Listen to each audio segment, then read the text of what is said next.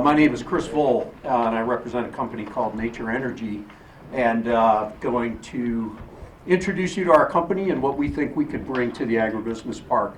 I have a couple of colleagues online as well. I asked them to be here, especially for the Q&A. You see Clark Pauly there. Clark is our Senior VP for Innovation. He's down in Austin, Texas, and then we also have, I believe, Simon Crook on. Simon is actually over in the UK, and he's our Senior VP of Business Development for the U.S. And for the record, he's not next door to Andy Marsh. Not to my knowledge, not to my knowledge, but I don't want to pretend to know. Great. And Jim, do we have the presentation ready to go? Yep, it's right now. So while we're getting the presentation up, I'm originally from Tonawanda. I live in Frederick, Maryland now, but I'm a Buffalo guy, so it's great to be back here. Really appreciate the opportunity, and I want to mirror my colleague spoke before me. We've had several conversations with both Chris and Mark. Very impressed with the economic development group, and very happy to be here to give you an introduction to what we do. I know that you've had anaerobic digester companies in before you in the past. So I'm not going to spend a lot of time on kind of the nuts and bolts of what that is, because I'm somewhat assuming you probably know that already. But what I want to do is take the next 12 minutes, introduce you to Nature Energy, who we are, what we do, and maybe what differentiates us from some of the other companies that you may have heard from earlier, and what we think we can do with some of the tenants and people in the region here. So next slide, please. So very quickly, some background on us. We're a Danish-based company, and that's where the company began. Actually, the timeline over there on the far side gives a very rudimentary history of us. But we started actually as a natural gas supplier, a fossil natural gas supplier back in the 70s, owned by several municipalities. For about the last 12 years, when the board decided that they wanted to differentiate themselves, they divested themselves of their fossil natural gas assets and have become, over the last 10 years, a 100% renewable natural gas company. About a month ago, the reason you see the Shell logo on there is that Shell has acquired us. It's still going through the regulatory process. Everybody expects that will go through without any major hiccups.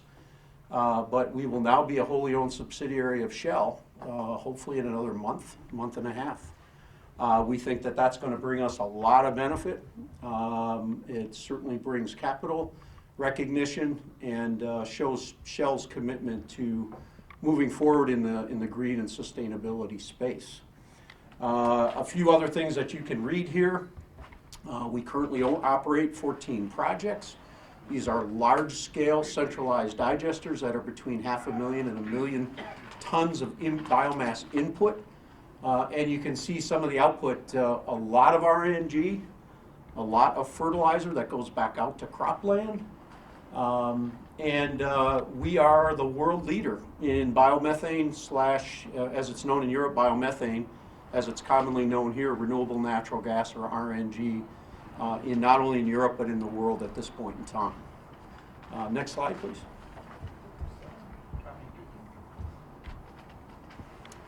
So we're truly a circular company. We are all the way through the value chain. We source all the feedstocks that go into the front of the plant. We design it. We have our own EPC. About 5 years ago, we bought a very large firm called Exergy. They act as our EPC internally. We design, own, operate, we finance, and we find homes for the energy as well as all the output of fertilizer on the back end of the plant. Also, green CO2 I'll talk about that a bit later. Green CO2 has become a product of great value in Europe, and I think it will here in the US as well. Next slide. Again, we have not designed a plant here for the Agri-Business Park, but this is our project that is currently, we're going to be breaking ground on, hopefully in Q2 in Minnesota. So that's an example of a plant. that we run, and the 14 that we have operating in Denmark look very similar to this. So we would be looking to do something like that here at the Agri-Business Park to service the, yeah, Mark. Is that about a 20-acre parcel? This one in particular is about 25, Okay. and I realize what the constraints here from our earlier conversations, but this particular one is about 25 acres. And we would have to do some redesign and some re-engineering to fit it here into the agribusiness. Next slide, please. There's just again, I think, I don't know if all of you have gotten this yet, but certainly we'll make it available. This is just a little bit more of a robust version of that earlier slide, tells what all of those different buildings are.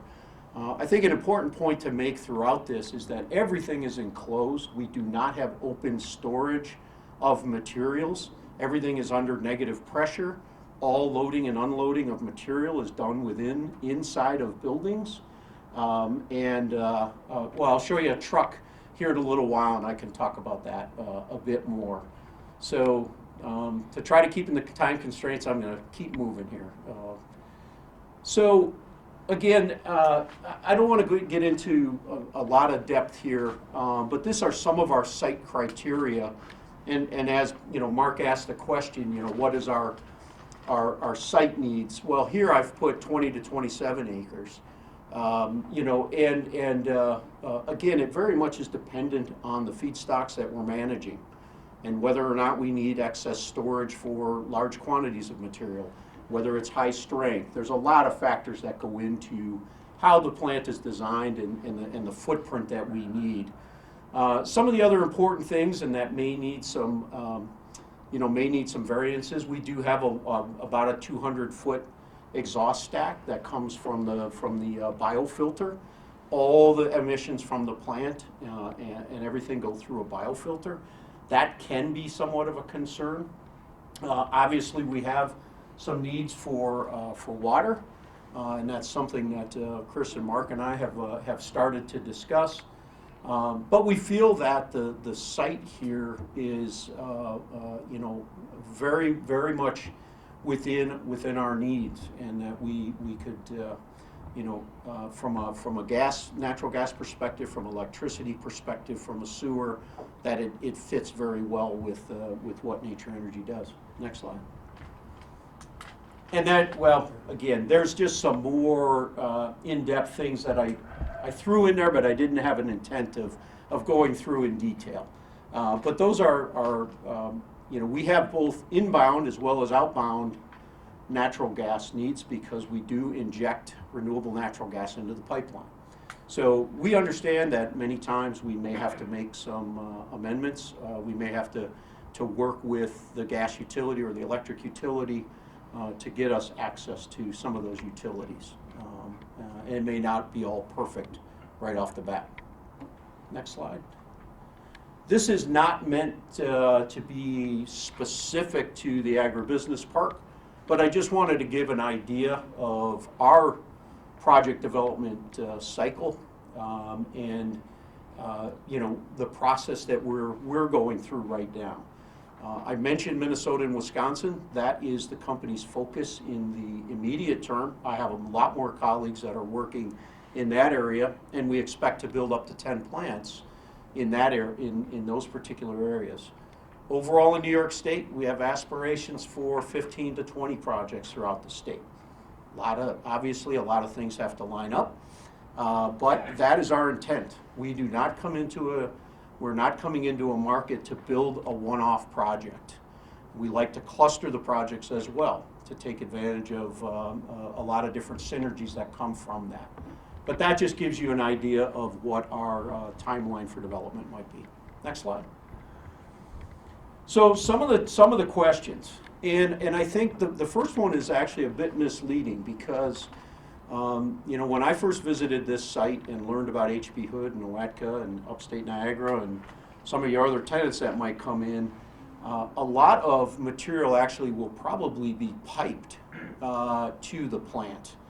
So I'm giving you some overview of a typical Nature Energy project where we're bringing lots of materials in from a 25 to 30 mile radius. So the truck trips per day, would be significantly less than that. This shows one of our typical trucks.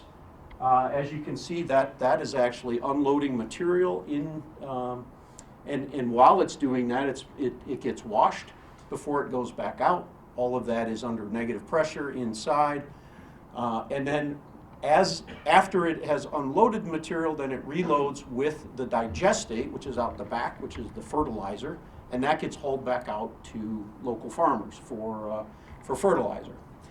Odor, very, very, because of all of the things I've already said, there is almost zero to no odor associated with our projects. And I can say that with all confidence, having visited many of them in Denmark personally.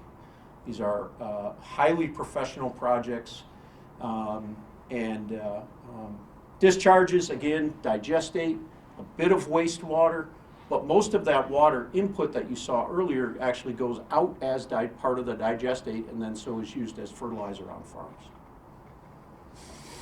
Next slide, please. I'm not going to try to go through all of this. These are, I think, a lot of the benefits that could be accrued not only by tenants here at the Agri-Business Park, but also the local regional area. I'll focus in on the economic development side. When we build projects, we build them for the long term. We are not an equity firm that is looking to flip these and be gone. We're investing in these for 20 to 30 years. And while it's hard to follow the previous gentleman, we do have 15 to 20 long-term permanent jobs that are associated with this. Our plants are usually in the $100 to $150 million capex. So that brings a lot of local opportunity to electricians, plumbers, contractors, etc. A lot of that is obviously sourced locally when we build a project. And then some of these other things could come to people like HP Hood or Upstate Niagara or others. But I think there's a lot of synergy between us managing waste, providing RNG, green CO2, fertilizer to local people, etc. Next slide. Okay, I think I stayed within my limits for the most part. In the presentation, I've put a couple of short videos for Nature Energy. I encourage you to take a look at those when you get a chance, and happy to answer any questions. And I'll, Simon or Clark, do you want to make any last quick additions to anything that I've said? No, great job. Okay. Good. All right, great. Well, then let's open it up, Chris, as long as we have some time still Absolutely. for some Q&A. I Yes, got a sir. question. Based on the size of the plant you would build, what percentage capacity will be taken up by the tenants that we have? Do you have any idea at this point? No, I do not, and that's a really good question. I mean, we have not yet done the due diligence to figure out exactly how much, the quality or the quantity of the material that could come from those plants. And then anything over and above that, though, would be trucked in with the trucks? Well, I understand that there's some aversion to wanting to bring anything in from the outside, and I appreciate that. I think we want to, over the next couple of months, is really do some due diligence with your current tenants and with others, recognizing that some of them are expanding, and see whether or not that could work for us. There is still some concern, obviously, from a bankability and financial perspective, with relying on only 4 clients, 4 tenants. Simon, do you want to add a little flavor to that? Yeah, as you said, we need to, key thing for us is feedstock, so we would, really happy to understand what feedstock is available in the park. Trucking costs money. We'd sooner not truck either, and if we could pipe feedstock, that would be, that's a win-win for everybody. But, I think it is unlikely that there would be 100% of the feedstock on the site. Yep. And also, as Chris says, we are in it for the long term, so at least 30 years. So it's things can change over 30 years. So sort of tying yourself just to 4 facilities, saying not only would they be there for 30 years, but they're not going to change what they do for 30 years. That's pretty unlikely. Yeah. There isn't a conversion truck movements Okay. as much as it is what's in the trucks. Sure. Yeah. Yeah. So, I completely understand, Are Pete. you guys proposing to bring in agricultural manure for this, or just food waste? Well, we understand that, again, I'm going to say, I understand that there's concerns about what types of waste would be brought in. We have done non-manure plants, and that's why, I wanted to come here and continue the conversation. And so we're not opposed to that. Our standard plants are a mix of manure and other organic waste streams, food waste production, etc. But we're not opposed to non-manure plants. Hopefully that answers your question, Pete. Yeah. Is this gonna be, how many plants do you have in the US? We have 0 right now. We will be breaking ground in Minnesota. The company really, about 2 years ago decided that they wanted to move outside of Denmark. So we have our first project being built in France. We have one in the Netherlands. And very soon here, we will have our first plant in the US. And I hope New York, comes shortly after that. You say you're the largest RNG producer. You're talking about RNG from digest. Exactly. Correct. Yes, yes, I hope I was careful to say that, Pete, but maybe I wasn't, so yes. No, we're not. No, we are not. That's as you know, that's the world I came from, so no. The largest digester. Within a month, we'll have a plant here in the US because, of course, Shell actually have an operating facility here, so That's true. that will be part, and we'll then be operating that. Yeah. Great. Well, I really appreciate the time and look forward to answering any questions later on down the line. So thank you. All I right. appreciate it. Thanks, Chris. Coming up. Great job. Thanks for your time. Appreciate it. Thanks, guys. Thanks, Simon and Clark, for being Thanks, on. guys. Appreciate it. Appreciate it.